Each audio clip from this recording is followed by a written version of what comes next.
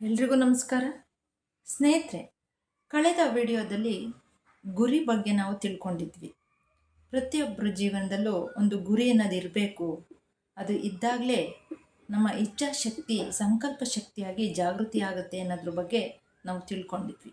ಆದರೆ ಇವತ್ತು ಆ ಗುರಿ ತಲುಪಬೇಕು ಅಂದರೆ ಆ ಮಾರ್ಗ ಯಾವ ಥರ ಇರಬೇಕು ಅನ್ನೋದನ್ನು ನಾವು ತಿಳ್ಕೊಳ್ಳೋಣ. ಸ್ನೇಹಿತರೆ, ನಾವು ಒಂದು ಗುರಿಯನ್ನು ಇಟ್ಟಾಗ ಜೀವನದಲ್ಲಿ ಅದನ್ನು ತಲುಪಲು ನಾವು ಮಾಡಬೇಕಾದಂಥ ಪ್ರಯತ್ನ ಮತ್ತು ಆ ಮಾರ್ಗ ಸರಿ ಇರಬೇಕು. ಅದು ಸರಿ ಇಲ್ಲ ಅಂದರೆ ಅಸಫಲತೆಗೆ ನಮಗೆ ಕಾರಣ ಆಗುತ್ತೆ.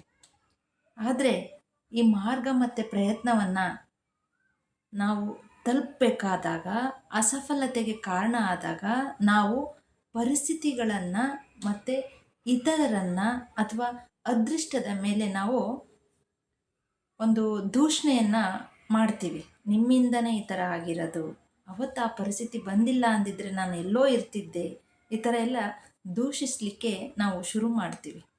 ಆದರೆ ಸ್ನೇಹಿತರೆ, ಈ ಅಸಫಲತೆಗೆ ಕಾರಣ ನಾವೇ ಅಂತ ಯಾವಾಗ ಒಪ್ಕೋತೀವೋ ಆಗ ಈ ಒಂದು ಆತ್ಮವಿಮರ್ಶೆ ಅಂತ ಹೇಳ್ತೀವಿ, ಸಿಂಹಾವಲೋಕನ ಮಾಡ್ಕೊಳ್ಳೋದು ನಮ್ಮ ಬಗ್ಗೆ ನಾವು ಮಾಡಿಕೊಂಡಾಗ ನಮ್ಮ ವ್ಯಕ್ತಿತ್ವ ಮೇಲಿರುತ್ತೆ. ಸ್ನೇಹಿತರೆ, ಅದನ್ನು ಒಪ್ಕೋಬೇಕು. ಈ ಅಸಫಲತೆಗೆ ಈ ಮಾರ್ಗ ತಲುಪದೇ ಇರೋಕ್ಕೆ ಕಾರಣ ನಾನೇ ಅಂತ ಒಪ್ಪಿಕೊಳ್ಳುವಂಥ ಮನೋಸ್ಥಿತಿಗೆ ನಾವು ಯಾವತ್ತು ತಲುಪ್ತೀವಲ್ಲ ಅವತ್ತು ನಾವು ಒಂದು ಮಟ್ಟದಲ್ಲಿ ಮೇಲಿರ್ತೀವಿ ಸ್ನೇಹಿತರೆ. ಆದರೆ ಆ ಥರ ಮಾಡಲ್ಲ ನಾವು. ಈಗ ನಿಮ್ಮ ಜೀವನದಲ್ಲೇ ನೀವು ಏನೆಲ್ಲ ಗುರಿಗಳನ್ನ ಇಟ್ಕೊಂಡಿದ್ರಿ, ಅದು ತಲುಪಲಿಕ್ಕೆ ಕಾರಣ ಏನಿರ್ಬೋದು ಅಂತ ನೀವೇ ಆತ್ಮವಿಮರ್ಶೆಯನ್ನು ಮಾಡ್ಕೋಬೇಕು. ಅದೇ ರೀತಿ ಒಂದು ಕಥೆಯ ಮೂಲಕ ನಾನು ಸಣ್ಣದಾಗಿ ಒಂದು ಉದಾಹರಣೆ ಕೊಡಲಿಕ್ಕೆ ಇಷ್ಟಪಡ್ತೀನಿ ಸ್ನೇಹಿತರೆ. ರಾಮು ಎಂಬತಕ್ಕಂಥ ಒಬ್ಬ ಹುಡುಗ ಹೈಸ್ಕೂಲನ್ನು ಮುಗಿಸಿ ಕಾಲೇಜಿಗೆ ಸೇರಬೇಕು, ನಾನು ಹೆಚ್ಚಿನ ಮಟ್ಟದಲ್ಲಿ ವಿದ್ಯಾಭ್ಯಾಸವನ್ನು ಮಾಡಬೇಕು, ಒಬ್ಬ ಆಫೀಸರ್ ಆಗಬೇಕು ಅಂತೇಳಿ ಒಂದು ಆಕಾಂಕ್ಷೆಯನ್ನು ಇಡ್ತಾನೆ. ಅದೇ ರೀತಿ ತಂದೆ ತಾಯಿಗಳ ಹತ್ರ ಹೋಗಿ ಅವನ ಆಸೆಯಂತೆ ವ್ಯಕ್ತಪಡಿಸ್ತಾನೆ ಅವನ ಆಸೆಯನ್ನು. ತಂದೆ ತಾಯಿಗಳು ಒಪ್ಕೋತಾರೆ. ಮನೆಯ ಪರಿಸ್ಥಿತಿ ಅಷ್ಟು ಸರಿ ಇರಲ್ಲ, ಕಡು ಬಡತನ. ಆದರೂ ತಂದೆ ತಾಯಿಗಳು ಒಂದು ಒಳ್ಳೆಯ ಕಾಲೇಜಿಗೆ ಅವನನ್ನು ಸೇರಿಸಿ ಅಲ್ಲೇ ಹಾಸ್ಟೆಲ್ ಫೆಸಿಲಿಟೀಸ್ನ ಕೊಡಿಸಿ ಹೋಗಿ ಒಂದು ಉತ್ತಮ ಮಟ್ಟಕ್ಕೆ ಅವನನ್ನು ಓದಿ ನೀನು ಒಳ್ಳೆಯ ಆಫೀಸರ್ ಆಗಪ್ಪ ಅಂತೇಳಿ ಆಶೀರ್ವಾದ ಮಾಡಿ ಬರ್ತಾರೆ. ಹೊಸ ವಾತಾವರಣ ರಾಮುಗೆ. ಇಲ್ಲಿ ತನಕ ಮಾತೃಭಾಷೆಯಲ್ಲಿ ಅವನ ವ್ಯಾಸಂಗ ನಡೆದಿರುತ್ತೆ, ಇನ್ನು ಮುಂದಕ್ಕೆ ಆಂಗ್ಲ ಭಾಷೆಯಲ್ಲಿ ವ್ಯಾಸಂಗ. ಯಾರು ಫ್ರೆಂಡ್ಸ್ ಅಷ್ಟು ಇರಲ್ಲ, ಒಂಟಿತನ. ಅವನಿಗೆ ಅಡ್ಜಸ್ಟ್ ಆಗಲಿಕ್ಕೆ ಸ್ವಲ್ಪ ಸಮಯ ತಗೊಳತ್ತೆ. ಕ್ರಮೇಣ ಅವನಿಗೆ ನಿಧಾನವಾಗಿ ಪಾಠಗಳೆಲ್ಲ ಅರ್ಥ ಆಗುತ್ತೆ, ಫ್ರೆಂಡ್ಸು ಆಗ್ತಾರೆ. ಅಲ್ಲಿನ ಒಂದು ಊಟದ ಪರಿಸ್ಥಿತಿಗೆ ಅವನು ಹೊಂದ್ಕೋತಾನೆ. ಆದರೆ ಅವನು ಮಾಡಿದಂಥ ಸ್ನೇಹಿತರ ಸಹವಾಸ ಅಷ್ಟು ಸರಿ ಇರಲ್ಲ.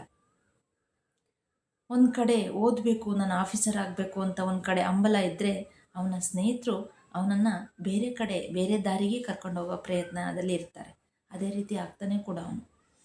ಕ್ರಮೇಣ ಸಿನಿಮಾಗಳನ್ನು ನೋಡೋದು, ಇಸ್ಪೀಟ್ ಆಡೋದು, ಚಟಗಳಲ್ಲಿ ಅವನು ಬಿದ್ದುಬಿಡ್ತಾನೆ. ಪರೀಕ್ಷಾ ಸಮಯ ಹತ್ರ ಆಗ್ತಿದ್ದಂಗೆ ಭಯ ಶುರುವಾಗುತ್ತೆ. ನಾನು ಓದಿ ಪಾಸ್ ಆಗಲಿಲ್ಲ ಅಂದರೆ ನನ್ನ ತಂದೆಗೆ ಯಾವ ರೀತಿ ಉತ್ತರವನ್ನು ಕೊಡಬೇಕು ನಾನು ಅಂತೇಳಿ ಪ್ರಶ್ನೆ ಮೂಡುತ್ತೆ.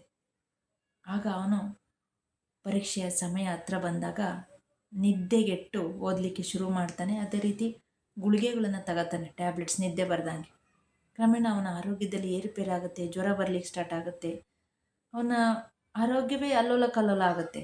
ಆದರೂ ನಾನೇನಾದರೂ ಮಾಡಿ ಪಾಸ್ ಆಗಬೇಕು ಅಂತೇಳಿ ನಕಲು ಮಾಡಲು ಅಂದರೆ ಕಾಪಿ ಮಾಡಲು ಶುರು ಮಾಡ್ತಾನೆ.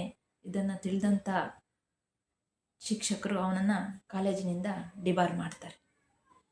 ಈಗ ಹೇಳಿ ಸ್ನೇಹಿತರೆ, ಅವನು ಓದಿ ಒಳ್ಳೆ ಆಫೀಸರ್ ಆಗಬೇಕು ಅಂತೇನ ಆಕಾಂಕ್ಷೆ ಇಟ್ಕೊಂಡಿದ್ದ.